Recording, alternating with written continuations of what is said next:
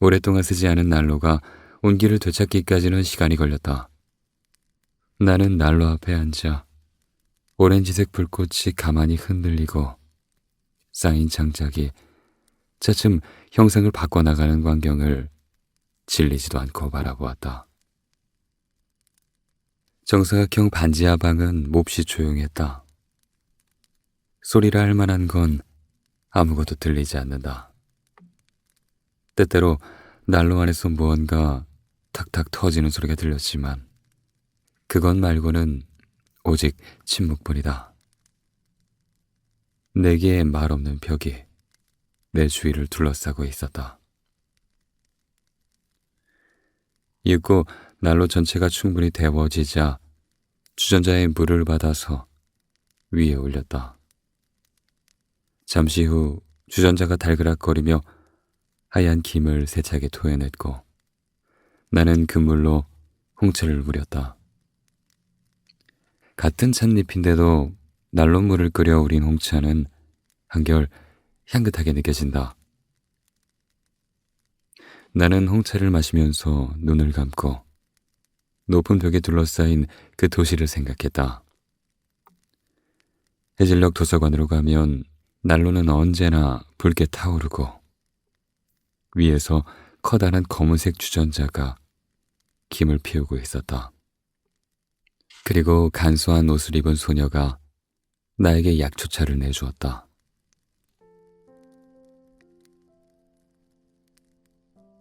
안녕하세요. 반갑습니다. 현준입니다. 이번 주말도 잘 보내셨죠? 저도 덕분에 잘 보냈습니다. 오늘까지 지난번에 이어서 무라카미 하루키의 장편 소설 도시와 그 불확실한 벽을 읽어드릴까 합니다. 소개해드리고요. 이번에는 지난번에 이어서 바로 그 뒷부분을 읽어드리는 건 아니고요. 제가 이 책을 읽으면서 가장 기억에 남는 부분, 문장이 되게 따뜻하고 재미있었다 라고 느끼는 부분을 읽어드리려고 해요. 근데 이 부분의 특징이 그냥 읽고 있는데 몸이 나른해진다, 잠이 온다 하면서 저 이 책을 굉장히 밤에 많이 읽었거든요. 자기 전에 한 10시에서 11시쯤에 거실에 스탠드 FM을 켜놓고 봤는데 이 부분에서 나오는 공간적 배경이랑 저희 집의 어떤 거실의 분위기랑 좀 닮아있는 것 같아서 막 저도 모르게 잠이 막 이렇게 들더라고요. 그래서 그 부분을 넘어가는데 굉장히 오래 걸렸습니다. 그래요. 제가 이거를 꽤 오래 읽었던 것 같아요. 올리려고 준비를 한 게 굉장히 시간이 되게 나온 지가 됐잖아요, 이게. 그래서 제가 초반 부분부터 이 책을 알았는데 두껍기도 하고 해서 좀 오래 걸렸던 것 같아요. 읽은 게. 제가 읽어드릴 부분이 어떤 부분이냐 하면요. 이 책의 2장에 해당하는 부분인데요. 이 책은 총 3장으로 이루어져 있어요. 거기서 2장에 해당하는 부분인데 주인공인 나가 원래 살던 도시에서 다니던 회사를 그만두고 어떤 작은 시골 마을에서 도서관장을 이제 하는 이야기입니다. 저는 그 부분이 되게 재밌었어요. 왜 재밌었는지 궁금해서 저도 좀 생각을 하다 보니까, 그리고 또 유튜브 다른 해석들도 좀 보다 보니까 이거야, 내가 이것 때문에 재밌었다고 느꼈어 라고 생각했던 근거를 하나 찾아냈습니다. 그게 뭐냐면 그 유튜브를 보다 보니까 이동진 평론가님이 이 책에 대한 해석을 이렇게 풀어가지고 올려주신 게 있더라고요. 그래서 그거를 이렇게 차분히 봤죠. 거기 되게 재밌었는데, 그래서 이런 말씀을 하시더라고요. 이 책은 3부로 이루어져 있는데 1부와 3부는 조금 비현실적인 혹은 초현실에 대한 이야기를 하는 것 같고 2부는 조금 현실적인 얘기를 하는 것 같다. 현실에서 나올 법한 그런 얘기를 하는 것 같은데, 그 2부에서 나오는 이야기에 도서관장으로 좀 업무에 적응하고 관련 내용들을 인수인계하는 내용이 한 100페이지 정도가 나온다. 총 700페이지에서. 근데 그게 너무 재밌었다. 참 무라카미 하루키라는 작가는 군대에서 삽질하는 얘기를 써도 재밌겠다라는 생각이 든다라고 자신의 생각을 밝히시더라고요. 근데 그 말이 확 공감이 됐어요. 진짜 말 그대로 정말 재미없는 이야기를 써도 하루키가 쓰면 이게, 이게 재밌죠? 재밌을 것 같다 생각 저도 했기 때문에 아 맞아 이래서 그 이야기가 되게 괜찮았구나 하는 고개가 끄덕여졌습니다. 정말 이동진 평론가님 말씀대로 무라카미 하루키란 작가는 정말 타고난 이야기꾼이 많은 것 같습니다. 소설이라는 게 사실 그 문체가 좋아서 그 책을 보기도 하지만 그 사람이 가진 이야기에 더 끌려서 보게 되는 거기도 하잖아요. 그런 의미에서 하루키님의 어떤 그 내면에는 엄청난 이야기들이 담겨 있지 않나 하는 생각도 이 책을 보며 들었습니다. 무라카미 하루키 작가님의 작품들을 보다 보면 전 이런 생각이 들어요. 삶과 죽음은 굉장히 가까울지도 모르겠다. 우리는 죽음이 정말 나와는 관계없다고 전혀 상관없는 일이라 생각하지만 굉장히 가깝고 그렇지 않을 수 있다라고 말하는 것 같다는 생각이 조금씩 들어요. 은유적인 장치들로 그렇게 말하는 것 같고 그걸 느끼게 해줘요. 그래서 정말 생각하게 만드는 작품이었던 것 같습니다. 이동진 평론가님도 이런 말을 해요. 아마 이 책을 읽은 사람이 2,000명이라면 2,000개의 해석이 나올 것이다 라고요. 그래서 제가 아까 말했던 삶과 죽음에 대한 내용이라든지 그런 것도 저만의 생각일지 모르겠죠. 다른 사람들은 이 책을 보고 뭐 그런 생각을 해? 라고 생각할 수도 있겠지만 저는 뭐 그렇게 생각하는 거죠. 어쨌든 그만큼 다양하게 해석이 될 수 있다는 겁니다. 이 책이 그만큼 여러 감정을 느끼게 하고 여러 생각을 하게 하는 책이라고 말씀드리고 싶어요. 되게 재미가 일단 기본적으로 있어요. 궁금하게 만들고 뭐지 하게 만드는 그런 재미, 호기심을 일단 불러일으킵니다. 한번 궁금하시면 읽어보셔도 좋을 것 같아요. 예, 후회는 안 하실 겁니다. 천천히라도 읽어보세요. 어쩌면요, 이 책을 다 읽고 난 다음이면 하루키의 다른 작품들을 뭐가 있을까? 재미있는 책이 뭐가 있지? 하고 찾아다니실지도 몰라요. 제가 그랬거든요, 옛날에. 그래, 오늘도 편안한 밤 보내시고요. 다음 주에 뵙겠습니다. 잘 자요. 안녕. 도서관에서 나의 나날은 그렇게 별탈 없이 흘러갔다. 매일 주어지는 실무는 소에다 씨를 중심으로 한 여성팀이 문제없이 처리했고 내가 관장으로서 수행해야 하는 직무는 그다지 힘들지 않았다. 서적의 반입 반출을 관리하고 나날의 금전 지출 내역을 확인하고 몇 가지 간단한 결제를 하는 정도다. 고야스 씨가 처음부터 말한 것처럼 겉으로는 분명 제트마을 도서관이라는 이름을 달고 있음에도 마을은 이 도서관 운영엔 전혀 관여하지 않았다. 그러므로 내가 관청과 연락을 주고받을 일은 극히 드물었다. 그리고 그런 때 내가 관청 문교과와 전화를 걸어 질문을 하면 담당자의 반응은 냉담까지는 아니었지만 매번 상당히 시큰둥했다. 의견을 구해도 뭐든 그쪽 좋을 대로 하십시오 라고 대응하는 식이었다. 이 도서관에 되도록 관여하지 않는 것이 방침인가 싶을 정도였다. 이쪽에 딱히 악의를 가진 것 같지는 않지만 적어도 보다 우호적인 관계를 맺으려는 자세가 느껴지지 않았다. 나야 그 이유를 알 수는 없었지만 그러나 결과적으로는 내게도 꽤 고마운 상황이었다. 아무리 작은 시골 마을이어도 관료적인 문제는 피할 수 없다. 아니, 작은 지역 공동체일수록 영역 다툼이 치열할 수도 있다. 그런 성가신 문제에 얽히지 않아도 되는 건 아무튼 환영할 일이었다. 고야스 씨는 직접 예고한 대로 며칠에 한 번 꼴로 관장실을 찾았다. 나타나는 시간은 그때그때 달랐다. 아침 일찍 오는 날이 있는가 하면 해질녘이 다 되어서 올 때도 있었다. 우리는 친밀하게 대화를 나누었지만 고야스 씨는 여전히 자신에 대한 얘기를 거의 하지 않았다.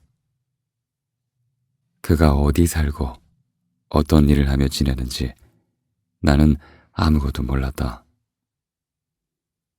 사생활 얘기를 좋아하지 않는구나 싶어 내 쪽에서도 굳이 묻지 않았다. 그가 온화한 말투로 꺼내는 화제는 도서관 운영에 관한 업무적인 내용으로 제한되어 있었다. 고야스 씨는 관장실에 들어오면 가장 먼저 베레모를 벗고 주의 깊게 그 모양을 정돈해 책상 한 구석에 살짝 내려놓았다. 위치가 늘 자로 잰 듯 똑같았다.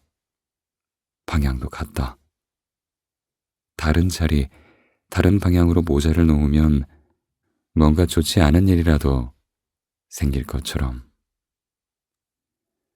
그 면밀한 작업을 하는 동안 그는 한마디도 하지 않았다. 굳게 담은 입술, 의식은 침묵 속에서 엄숙하게 이뤄졌다.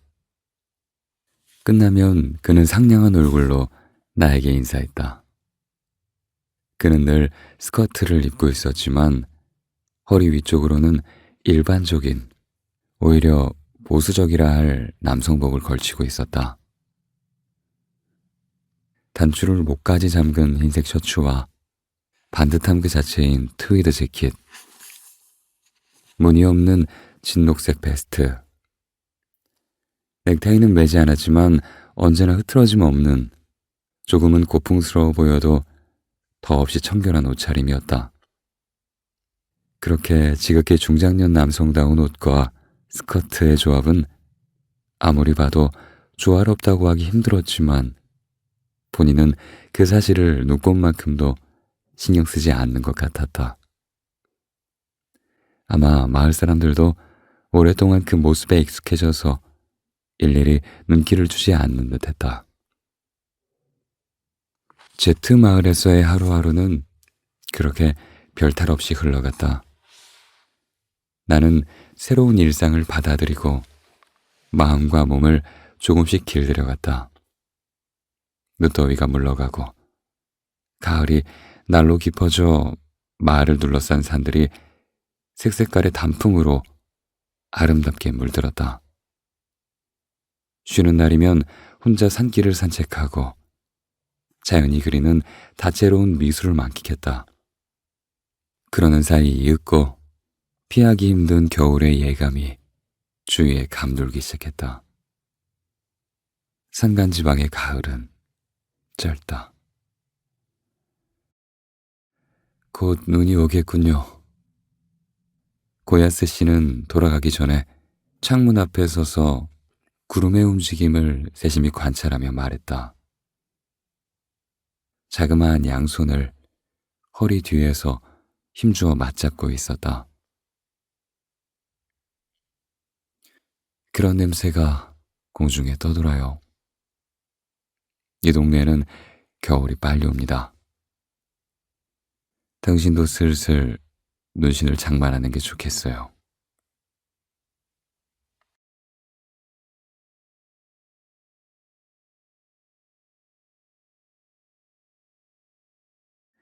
첫눈이 온 날 저녁, 도서관 일을 마치고 마을로 나가 눈길용 신발을 샀다.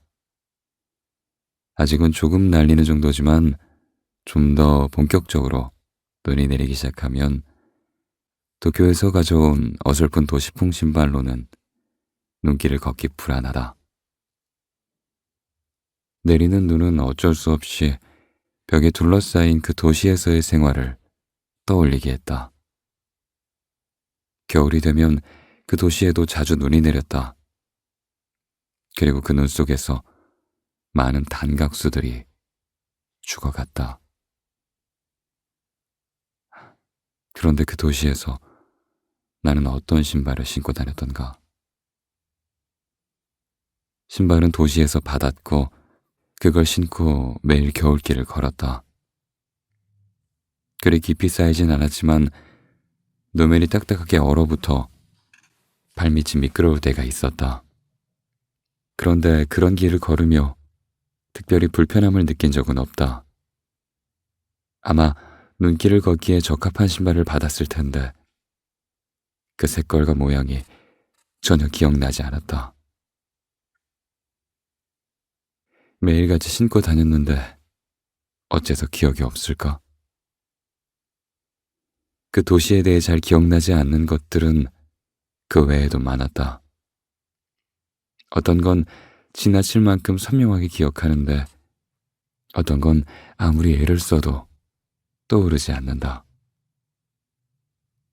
눈신도 잘 기억나지 않는 것 중 하나다. 그렇게 기억이 띄엄띄엄하단 사실이 나를 혼란에 빠뜨렸다. 시간이 경과하면서 기억을 잃은 걸까? 아니면 처음부터 존재하지 않았던 걸까? 내가 기억하는 것의 어디까지가 진실이고 어디부터가 허구일까? 어디까지가 내가 실제로 있었던 일이고 어디부터가 가짜일까? 그로부터 며칠 후 고야스 씨가 도서관에 나타났다. 오전 11시가 조금 지난 무렵이다. 그날도 하늘이 잿빛 구름으로 뒤덮여 가랑눈이 흩날리고 있었다. 관장실에 가스 스토브가 하나 있지만 방 전체를 충분히 덮여줄 정도의 화력은 아니었다. 나는 울 소재의 윗옷을 걸치고 목에 스카프를 두르고서 장부를 살펴보고 있었다. 그러나 이 방이 으슬으슬하게 춥다고 특별히 불만을 가진 적은 없었다. 아래층 열람실은 따스하게 난방이 들어왔으니 자리가 붐비지 않으면 잠깐 내려가 몸을 덮일 수 있었다. 게다가 나는 굳이 말하자면 적당한 추위를 사랑했는지도 모른다. 내가 벽에 둘러싸인 그 도시에서 일상적으로 맛보았던 것이니까. 주위를 감싸는 냉랭한 공기는 그 도시에서의 생활을 다시금 내 마음에 되살려 주었다. 그날 고야스 씨는 문을 두드리고 관장실로 들어왔다. 우선 베레모를 벗어 여느 때처럼 모양을 잘 정돈해 책상 한 구석 정해진 자리에 내려놓았다. 그러고는 나를 향해 상냥하게 인사했다. 하지만 한동안 머플러도 장갑도 벗지 않았다. 오직 베레모를 벗었을 뿐이다. 이 방은 여전히 으슬으슬하군요. 고야스 씨는 말했다. 이렇게 작은 스토브 하나론 어림도 없죠. 좀 더 큰 걸 들이셔야 하는데. 조금 추워야 몸과 마음이 긴장되어 좋은 것 같기도 합니다. 나는 말했다. 이제 본격적으로 겨울이 깊어지면 훨씬 더 추워질 테고 조금 추워야 어떻다 하는 그런 느긋한 소리는 못하실 겁니다. 도시에서 온 분이라 이 동네 추위를 아직 잘 모르시는 거죠. 고야스 씨는 양쪽 장갑을 벗고 잘 접어서 윗옷 주머니에 넣고 스토브 앞에서 양손을 쓱쓱 맞비볐다. 그러고는 말했다. 관장 시절 제가 이 도서관에서 한겨울 추위를 어떻게 버텼을 것 같나요? 어떻게 하셨습니까? 나로서는 짐작도 되지 않는다. 이 관장실은 저한테 너무 추웠답니다. 고야스 씨는 말했다. 저는 이 마을에서 나고 사람치고는 뭐랄까 추위를 좀 타거든요. 그래서 겨울 동안은 주로 다른 방에서 거기로 대피해 일하곤 했답니다. 다른 방요? 네, 여기보다 훨씬 따뜻한 다른 방이 있습니다. 이 도서관 안에 말입니까? 그렇습니다. 이 도서관 안에요. 고야스 씨는 오랫동안 애용한 티가 나는 따뜻한 체크 머플러를 목에서 풀고는 정성껏 개어 베레모 옆에 내려놓았다. 네, 그렇답니다. 말하자면 제 겨울철의 작은 운둔처 같은 것이었죠. 그 방을 보고 싶으세요? 그 운둔처가 이 방보다 따뜻하단 말씀이죠. 고야세 씨는 몇 번 고개를 끄덕였다. 네, 네. 이것보다는 훨씬 따뜻하고 분위기도 좋습니다. 관내 열쇠 세트를 가지고 계신가요? 네네, 갖고 있습니다. 나는 책상 서랍에서 관내 열쇠 다발을 꺼내 고야세 씨에게 보여주었다. 출근 첫날, 소에다 씨에게서 받은 것이었다. 네, 아주 좋습니다. 그것을 들고 저를 따라오시죠. 고야세 씨는 시원시원한 걸음으로 계단을 내려갔다. 나는 뒤처지지 않게 따라갔다. 사람이 별로 없는 열람실. 소에다 씨가 앉아있는 정면 카운터 앞. 작업실을 차례로 통과하고 안쪽 복도를 나아갔다. 우리가 앞으로 지나가도 아무도 고개를 들지 않았다. 마치 우리의 모습이 전혀 눈에 들어오지 않는 것처럼. 왠지 불가사의한 광경이었다. 꼭 투명 인간이 된 기분이었다. 작업실 더 안쪽은 도서관으로 쓰지 않는 영역이다. 소에다 씨가 한 차례 안내해 준 적이 있다. 복도가 어둑한 데다 복잡하게 꺾이고 또 얽혀 있어서 어디가 어딘지 거의 기억에 남지 않았다. 하지만 고야세 씨는 헤매지도 않고 젠걸음으로 복도로 나아가 작은 문 앞에 섰다. 여기입니다. 고야세 씨가 말했다. 열쇠를. 나는 묵직한 열쇠 다발을 내밀었다. 갖가지 모양의 열쇠 12개가 달려있는데 자주 쓰는 몇 개 말고는 어느 열쇠가 어느 문에 들어가는 건지 짐작도 되지 않았다. 고야스 씨는 열쇠 다발을 받아들더니 순식간에 하나를 골라 구멍에 넣고 돌렸다. 딸깍 하고 생각보다 큰 소리를 내며 문이 열렸다. 여긴 반지하입니다. 조금 어두우니 계단을 조심하세요. 문 안쪽은 확실히 어두웠다. 나무 계단이 발을 내려놓을 때마다 끽 하고 불어난 소리를 냈다. 고야세 씨는 앞장서서 한 계단 한 계단 신중하게 걸음을 옮겼다. 그리고 6계단쯤 내려갔을 때 머리 위로 양손을 뻗어 위에 있는 손잡이 같은 것을 익숙하게 돌렸다. 핏 하는 소리와 함께 천장에 매달린 전구에 노란 불빛이 들어왔다. 가로 세로 4미터쯤 되는 정사각형 방이었다. 바닥은 나무고 카펫은 깔려있지 않다. 계단과 마주보는 벽 위쪽에 가로로 긴 채광창이 나 있었다. 아마 지상의 지면에 아슬아슬하게 붙어있을 것이다. 오랫동안 닦아주지 않았는지 유리가 회색으로 뿌예져 바깥의 경치는 거의 보이지 않았다. 햇빛도 흐릿하게 들어온다. 방범용 쇠창살이 바깥쪽에 박혀있는데 썩 든든해 보이진 않았다. 방 안에는 작고 오래된 나무 상자 하나와 짝이 맞지 않는 의자 2개가 놓여져 있었다. 전부 어디서 필요 없어진 물건들을 되는 대로 모은 느낌이다. 방에 놓인 가구는 그게 다였다. 장식이라 할 만한 건 전혀 없고 회반죽을 바른 벽은 연노랑으로 변색되었고 천장에 전구 하나가 매달려 있다. 전구에는 작은 유백색 빛이 달려 있었다. 그것이 유일한 조명이었다. 대체 원래는 무슨 목적으로 쓰인 방인지 짐작도 가지 않는다. 그러나 그 정사각형 방에는 어딘가 수수께끼 같은 의미심장한 공기가 감도는 듯했다. 이곳에서 누군가가 중요한 비밀을 누군가에게 남몰래 소리 죽여 털어놓았을 것 같은. 그리고 나는 보았다.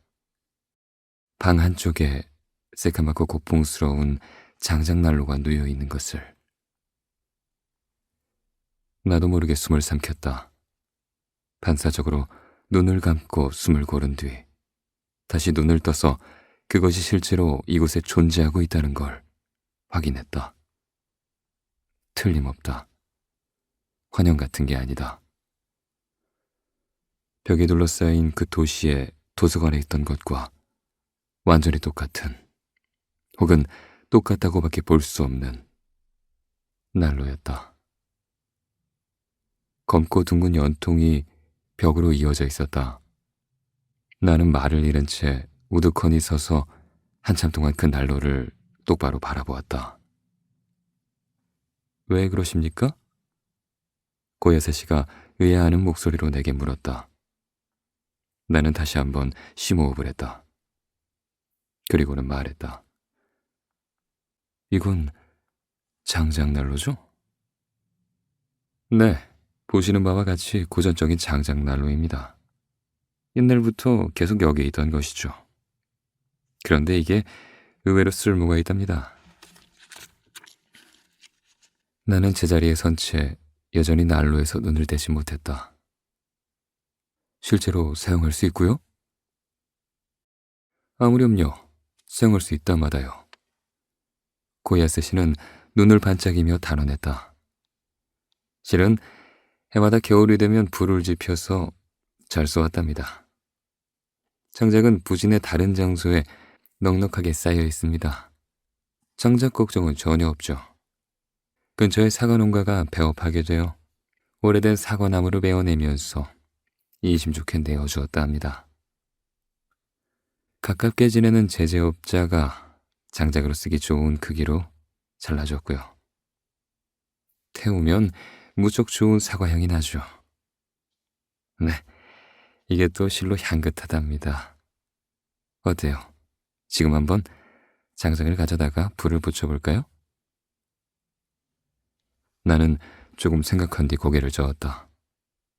아니요. 그럴 것까지는 없습니다. 아직 그렇게 춥지도 않고요.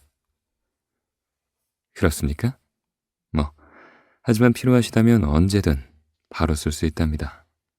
겨우내 으슬으슬한 2층 관장실은 정리하고 이곳으로 옮겨오시면 됩니다. 그 편이 일하는 능률도 오를 테죠. 소에다 씨도 그런 사정은 아마 잘 알고 이해할 겁니다. 원래는 어떤 용도로 쓰던 방입니까? 고야세 씨는 고개를 가볍게 기울이고 귓불을 긁적였다. 글쎄요, 그건 저도 모릅니다. 아시다시피 이 건물은 예전에 양조장이었어요. 도서관으로 사용하기 위해 절반 넘게 개축했습니다만 나머지 부분, 요컨대 이 언저리는 손대지 못하고 남겨졌죠. 이 방이 과거에 어떻게 사용됐는지는 유감스럽지만 먼 옛날 일이라 저도 알 수 없군요. 나는 다시 한번 그 작은 방을 한 차례 둘러보았다. 어쨌거나 이 방과 난로를 제가 사용해도 지장이 없다는 말씀이신 거죠? 고야세 씨는 힘주어 고개를 끄덕였다. 물론이죠. 여기도 엄연히 우리 도서관의 일부이고 이 방에서 뭘 하건 당신의 자유입니다. 네, 이 장작난로가 분명히 마음에 드실 거예요. 아무튼 조용하고 따뜻해지니까요.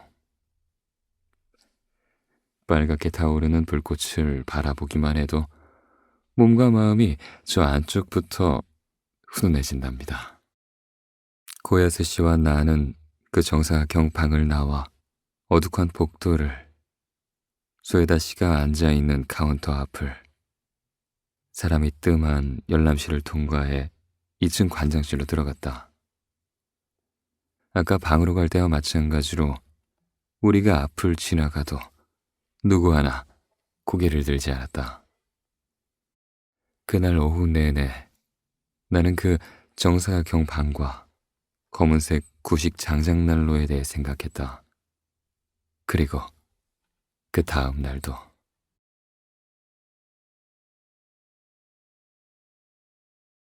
(12월에) 접어들어 그 겨울 첫 한파가 닥쳤다. 눈발이 흩날렸다. 나는 시험 삼아 관장실을 정사각형 반지하방으로 옮겨보기로 했다. 수에다 씨에게 그렇게 전하자 몇 초 동안 말이 없었다. 짧지만 묘하게 깊고 무거운 침묵이었다. 호수 바닥에 가라앉은 작은 저울추처럼. 이윽고 그녀는 생각을 정리한 듯 고개를 끄덕이고 네, 알겠습니다. 라고 했다. 이동에 대한 의견이나 질문은 따로 없었다. 그래서 내가 물었다.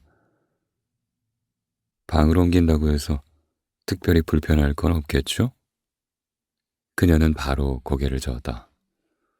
아니요, 불편해질 건 아무것도 없습니다.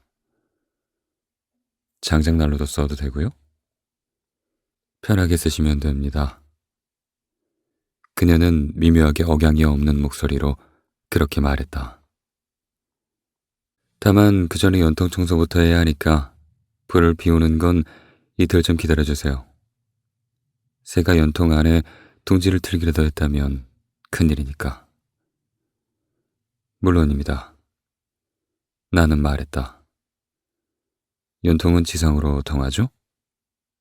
네, 지붕 위로요. 그래서 전문업자를 불러야 돼요. 이 건물에 장작난로를 사용하는 방이 또 있나요? 소에다 씨는 고개를 저었다. 아니요, 관내에서 장작난로를 사용하는 건 그 반지하 방뿐입니다. 다른 데도 있긴 했다지만 개축하면서 전부 철거해 처분했다고 들었어요. 그 방의 난로만 고야스 씨의 요청으로 남겨뒀습니다. 그때 나는 이상하다고 생각했다. 소에다 씨가 건물 내부를 안내했을 때는 그 방을 본 기억이 없었다. 만약 보았다면 틀림없이 기억에 남았을 것이다. 방은 기묘할 정도로 반듯한 정사각형이고 장작난로도 놓여 있었다. 내가 그 광경을 놓칠 리가 없다. 왜 소에다 씨는 나에게 그 방을 보여주지 않았을까? 굳이 보여줄 필요가 없다고 생각했을까?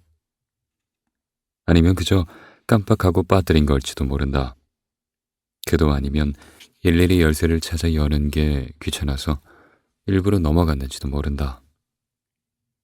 그러나 그녀의 꼼꼼한 성격을 생각하면 그럴 가능성은 낮았다.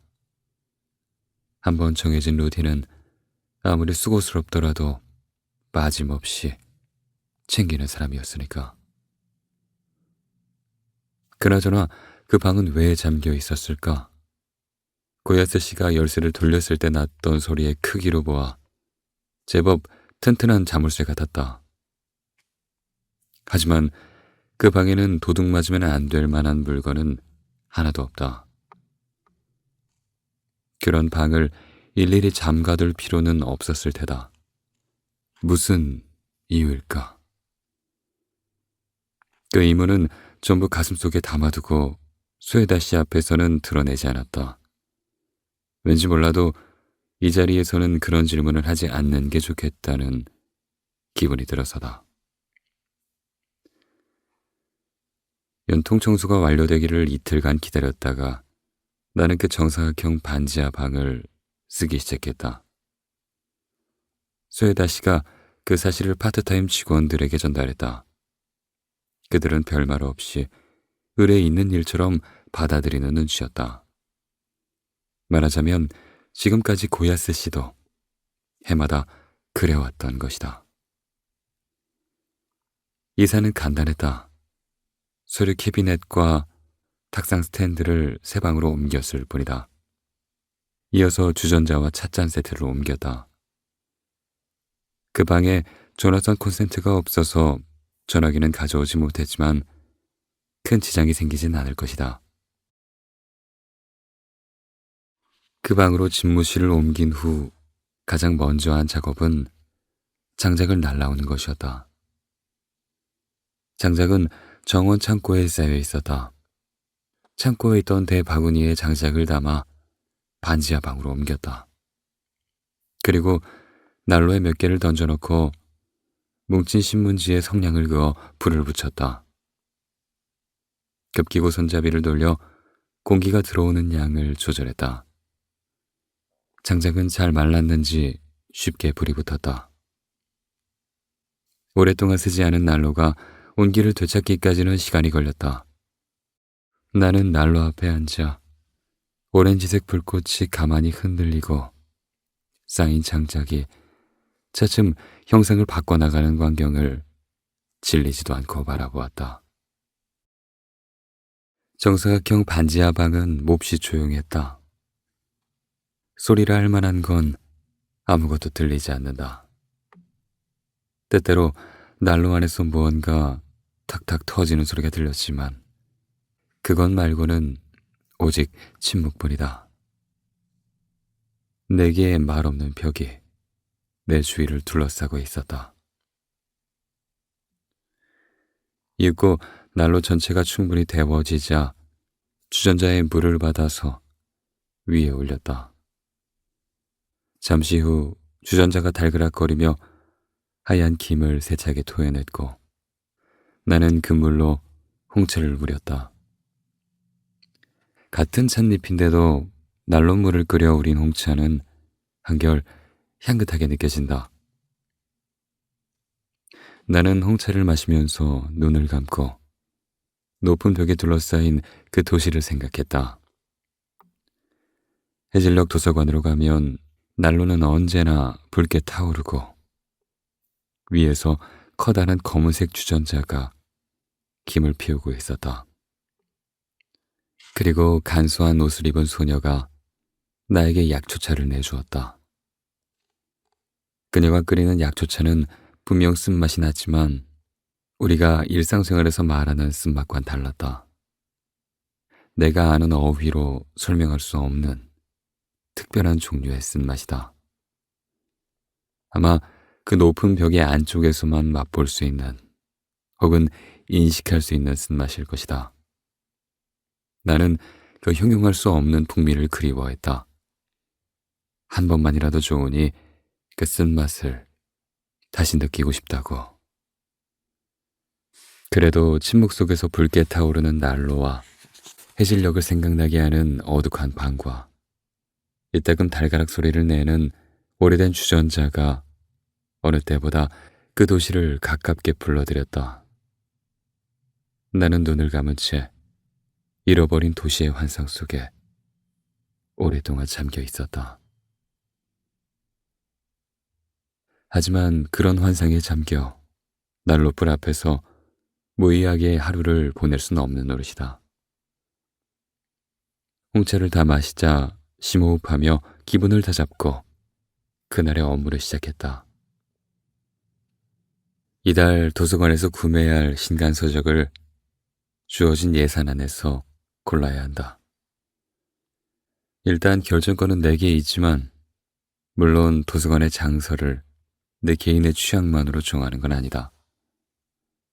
일반적으로 선호하는 베스트셀러, 세간의 화제인 책, 이용자가 희망도서로 신청한 책, 이 지역에서 특별히 관심을 가질 법한 책, 공공도서관으로서 갖춰둘 필요가 있어 보이는 책, 그리고 더불어 이 마을 사람들이 읽어주기를 내가 개인적으로 희망하는 책. 그 중에서 신중하게 골라내 구매 목록을 작성한다. 그리고 소에다 씨에게 보여주고 그녀의 의견을 더해 최종 목록을 완성한다. 소에다 씨가 그에 따라 직접 책을 구매한다. 나의 그날 업무는 주로 그런 일이었다. 정사각형 반지하 방에서 이따금 붉게 타오르는 장작난로를 바라보며 한 손에 연필을 쥐고 구매 목록을 작성해 나갔다. 방이 충분히 따뜻해지자 입고 있던 윗옷을 벗고 셔츠 소매를 팔꿈치까지 걷고서 일을 계속했다. 그 작업을 하는 사이 방을 찾아오는 사람은 없었다. 그곳은 나 혼자만의 세계였다. 가끔 자리에서 일어나 난로에 장작을 보충하고 불이 너무 강해지지 않도록 급기구를 조정하고 근처 수도꼭지에 가서 주전자에 물을 받아왔다. 그리고 되도록 그 도시와 그 도서관을 생각하지 않으려 노력했다. 그것들에 대해 생각하는 건 위험하다. 순식간에 깊은 환상 속으로 끌려 들어가고 만다. 버뜩 정신이 들면 책상 위에 팔꿈치를 짚고서 턱을 괴고 눈을 감은 채 사고의 미로를 정처 없이 헤매고 있다. 왜 나는 여기에 있을까? 왜 나는 저쪽에 없는 것일까? 그렇게. 이것은 뭐니 뭐니 해도 나의 직장이다 라고 나를 타이른다.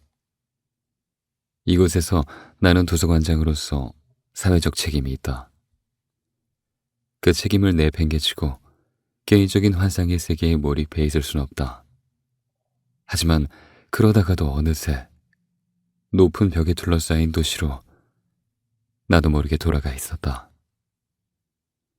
탄각수들이 발굽 소리를 내며 도로를 걷고 하얀 먼지가 앉은 오래된 꿈이 선반에 쌓여 있고 냇버들의 가느다란 가지가 바람에 흔들리고 바늘 없는 시계탑이 광장을 내려다보는 세계로.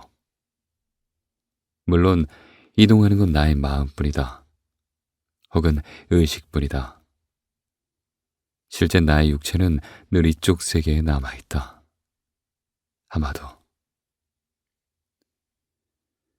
점심시간 전에 그 따뜻한 방을 나와 카운터에 소에다 씨에게 가서 몇 가지 업무적인 얘기를 주고받았다. 그녀는 새로운 집무실의 분위기가 어떤지, 난로는 충분히 따뜻한지 그런 거는 일절 묻지 않았다. 여느 때처럼 무표정한 얼굴로 업무상 정보를 능숙하게 교환하고 몇 가지 안건을 결정해 주었을 뿐이다. 정숙이 요구되는 도서관 관내이니 기본적으로 잡담은 전혀 오래가지 않는다. 그야 원래부터 그랬다지만 그날 소에다 씨에게선 내 집무실 이전을 화제로 삼는 걸 의식적으로 피하려는 기척이 느껴졌다. 평소와 다른 희미한 긴장감이 배어있는 목소리였다. 이유가 뭔지, 무슨 의미인지는 모를 일이다. 고야스 씨가 나의 새로운 방을 찾아온 건 방을 옮기고 사흘째 날 오후 2시 전이었다. 그는 여느 때처럼 스커트를 입고 있었다. 무릎 밑까지 오는 울 소재 랩 스커트다. 색은 짙은 와인레드. 그 밑에 검색 타이즈. 목에는 연회색 스카프를 둘렀다. 거기에 당연히 남색 베레모, 그리고 두툼한 트위드 재킷까지. 그는 무척 경쾌하게 그런 옷차림을 소화하고 있었다. 코트는 입지 않았다. 아마도 현관에 벗어두고 왔을 것이다. 고야세 씨는 항상 그러듯 상냥한 미소를 띠며 내게 짧게 인사하고 곧바로 난로 앞으로 가 베레모도 벗지 않고 잠시 그대로 양손을 덮였다. 그게 무엇보다도 중요한 의식이라도 되는 것처럼. 그러고는 내 쪽을 돌아보고 말했다. 어떻습니까? 이 방에서 지내보시니. 기분 좋게 따뜻하고 조용히 해서 마음이 차분해지는군요. 고야세 씨는 내가 뭘 했습니까? 하듯 몇 번이고 고개를 끄덕였다. 난로불은 참 좋은 것이죠. 몸과 마음을 한꺼번에 그러니까 저 안쪽부터 덮여줍니다. 맞는 말씀입니다. 몸도 마음도 따뜻해지네요. 나는 동의했다. 사과나무 향이 아주 근사하죠? 네, 희한하게도 향긋하죠. 나는 그 말에 동의했다. 장작에 불을 붙이면 이윽고 방 안에 어렴풋한 사과향이 감돈다. 그러나 그건 기분 좋은 동시에 내게는 다소 위험한 요소를 내포하고 있었다. 그 향기가 나를 알게 모르게 깊은 몽상의 세계로 이끄는 듯 느껴졌기 때문이다. 사람의 마음을 어떤 틀을 벗어난 세계로 끌고 들어가는 기척이 있었다. 그러고 보니 그 도시의 문 바깥에 사과나무 숲이 펼쳐져 있었지. 나는 생각했다. 문지기가 사과를 따서 도시의 사람들에게 나눠주었다. 문 밖으로 나가는 일이 허락된 자는 문지기뿐이었으므로. 그리고 도서관의 소녀는 그 사과로 과자를 만들어 주었다. 나는 아직도 그 맛을 떠올릴 수 있었다. 적당히 달고 찌르듯이 새콤한 깊은 자연의 맛이 서서히 몸에 스며들었다. 고야세 씨는 말했다. 여러 종류를 써봤지만 사과나무의 고목이 제일입니다. 불이 잘 붙고 연기도 향긋하고요. 이만한 장작을 구한 건 행운이라고 해야겠죠. 그렇겠어요. 나는 동의했다. 고야세 씨는 난로 앞에서 한동안 몸을 덮이고 내 책상 앞으로 와서 의자에 앉았다. 바닥을 걷는 그의 발은 거의 소리를 내지 않았다. 잘 보니 흰색 테니스화를 신고 있었다. 곧 본격적인 겨울이 다가오는데 아직도 미창 얇은 테니스화를 신다니 좀 희한하다고 나는 생각했다. 다른 사람들은 벌써 라이닝을 댄 두툼한 겨울 신발로 갈아 신었는데 그러나 고야스 씨의 행동에 일반적인 상식을 적용하는 건 어차피 의미가 없다. 그 뒤 고야스 씨와 나는 도서관 업무에 대해 몇 가지 소소한 이야기를 나누었다. 고야스 씨의 설명은 늘 명료하고 구체적이며 또한 요령이 있었다. 그는 몇 가지 신기한 성향을 가진 노인이었지만 도서관 일에 관해 서면 언제나 타당하고 실용적인 의견을 내놓았다. 그렇게 실무적인 이야기를 할 때는 눈빛마저 달라졌다. 한 쌍의 보석이 박히기라도 한 듯 두 눈 안쪽이 작게 반짝 빛난다. 그가 이 도서관을 사랑한다는 사실은 무엇보다 명백했다. 고야스 씨는 윗옷을 벗어 의자 등받이에 걸쳐두고 목에 두른 스카프를 풀고 베레모를 벗어 언제나처럼 조심스럽게 책상에 내려놓았다. 그리고 긴장을 푼 고양이처럼 책상 위에 양손을 살짝 올렸다. 이 작은 정사각형 반지하 방에서 이렇게 고야스 씨와 단둘이 있는 것이 나는 무엇보다 자연스럽게 느껴졌다. 그러나 문득 한 가지 사실을 알아차렸다. 그가 차고 있는 손목시계에 바늘이 달려있지 않다는 것을. 처음에는 내 눈이 어떻게 된 거라고 생각했다. 아니면 일시적으로 그림자가 져서 바늘이 보이지 않은 거라고.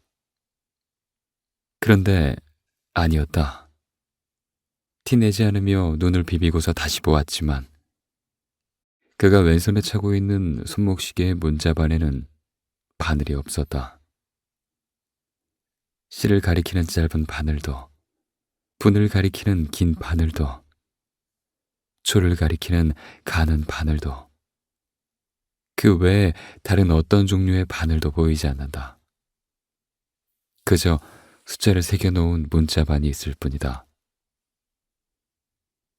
하마터면 고야스 씨에게 물어볼 뻔했다.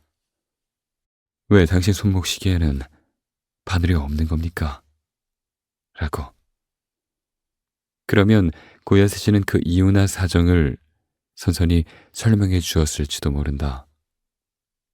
어쩌면 나는 정말로 그렇게 물었어야 했는지도 모른다. 그러나 무언가가 나에게 그러지 않는 편이 좋다고 알리고 있었다. 나는 상대가 알아차리지 못하도록 다른 이야기를 하면서 몇 번 더 넌지시 그 왼손목에 눈길을 주었을 뿐이다. 그러고는 혹시 몰라 내 손목 시계를 확인했다. 시간에 총체적으로 좋지 않은 일이 일어난 건 아닌지 불현듯 걱정스러워서. 하지만 내 왼손목 위의 시계 문자반에는 여느 때처럼 모든 바늘이 달려있고 그것들이 나타내는 시각은 오후 2시 36분 45초였다. 이내 46초가 되고 47초가 되었다. 시간은 이 세계에 아직 무사히 존재했고 쉼없이 앞으로 나아가고 있었다.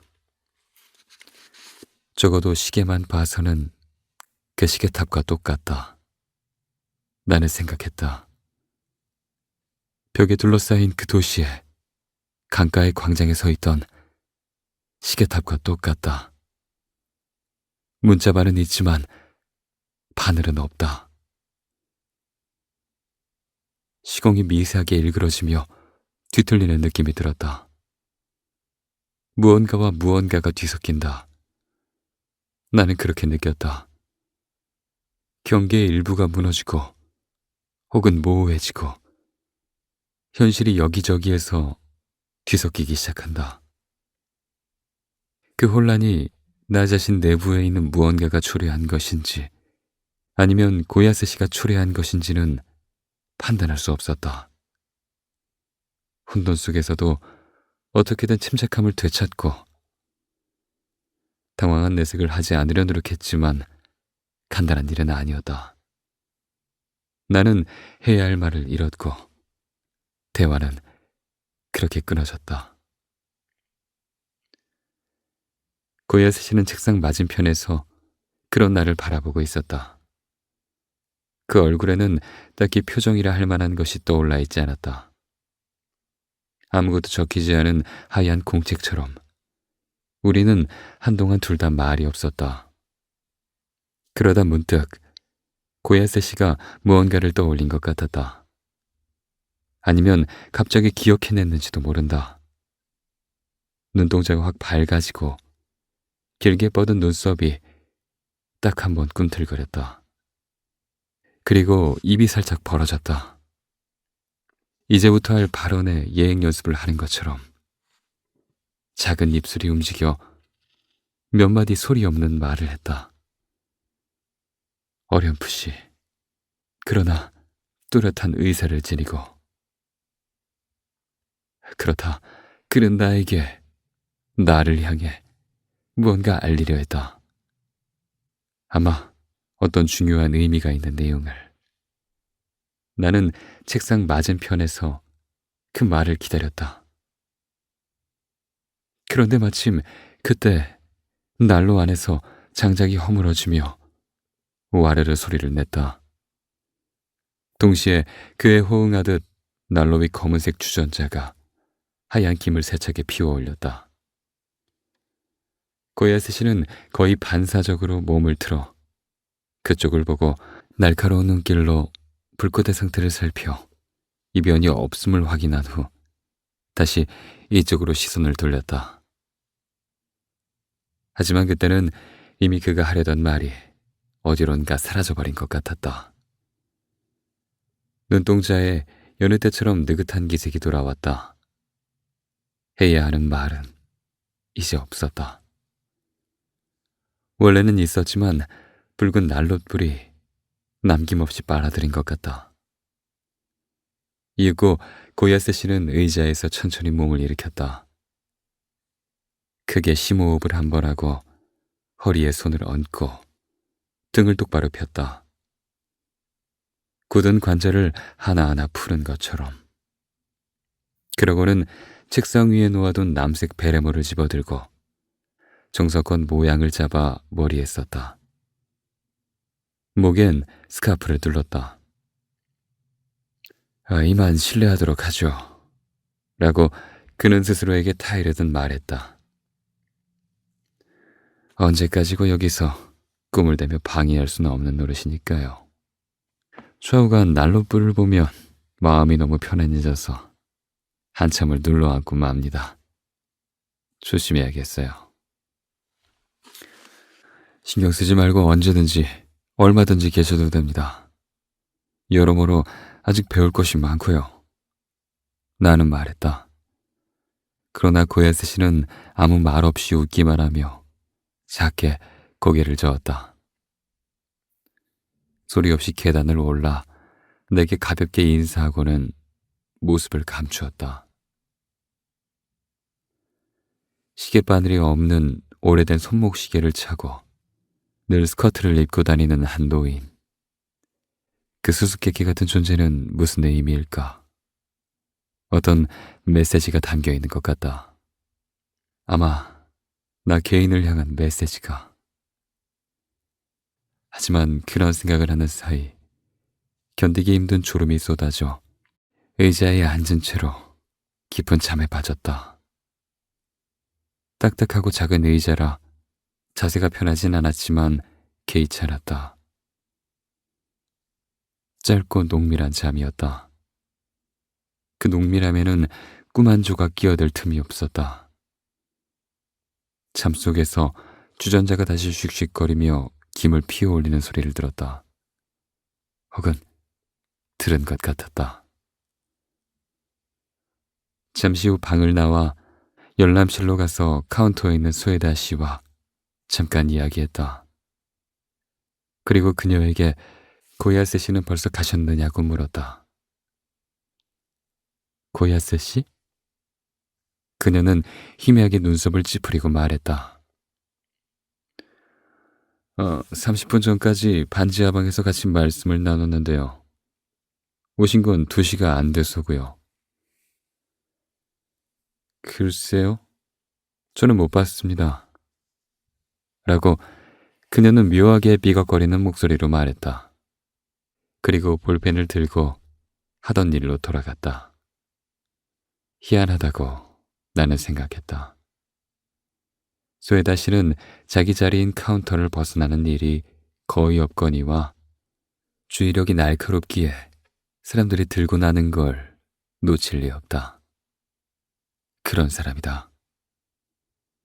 하지만 그 딱딱한 말투는 더 이상 이 이야기를 하고 싶지 않다는 심정을 확고히 표명하고 있었다. 적어도 나는 그렇게 느꼈다.